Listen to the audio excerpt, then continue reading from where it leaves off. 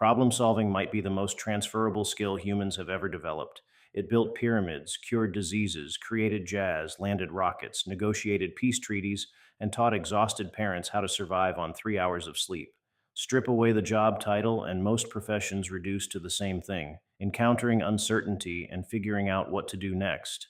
The ancient Greeks treated problem solving as philosophy, medieval merchants treated it as trade, military strategists treated it as survival, scientists turned it into experimentation, artists turned it into expression, entrepreneurs turned it into opportunity, therapists use it to untangle emotional knots, mechanics use it to diagnose machines, detectives use it to reconstruct reality.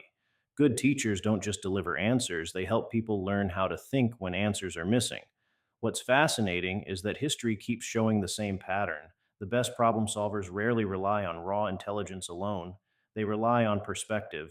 Leonardo da Vinci studied anatomy to paint better. Einstein ran thought experiments instead of just equations. Abraham Lincoln sharpened reasoning through storytelling and debate. The mathematician George Polya taught that solving difficult problems often begins with a simpler related one. Modern cognitive science says much the same thing. Breakthroughs usually come from reframing the problem, not just attacking it harder. That may explain why some highly educated people struggle in real life while others with average credentials navigate chaos brilliantly. Real problem solving is less about memorizing answers and more about pattern recognition, emotional control, adaptability, and asking better questions. Often the real breakthrough is realizing you've been solving the wrong problem entirely. Research across psychology, creativity, and expertise keeps landing on another truth: problem solving is trainable. Experts are usually built, not born. Repeated exposure to hard situations develops mental models and intuition over time. Deliberate practice matters, reflection matters, curiosity matters, even boredom matters because it gives the brain space to connect distant ideas. The people who get unusually good at solving problems tend to share a few habits. They tolerate confusion longer than most people. They resist the urge for instant certainty. They break giant problems into smaller ones. They study broadly so ideas can collide.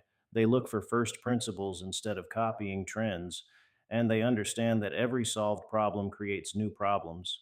Maybe that's why civilizations rise around problem solvers. Every major leap in human history came from someone staring at friction and refusing to accept it as permanent.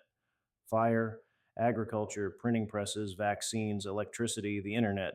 None of them appeared because humans were comfortable. In the end, problem solving is probably what intelligence is for: not winning arguments, not sounding informed, not collecting credentials. It's the ability to move through uncertainty without freezing, the ability to adapt faster than circumstances collapse around you. And in a world changing this fast, that may become the most valuable skill of all.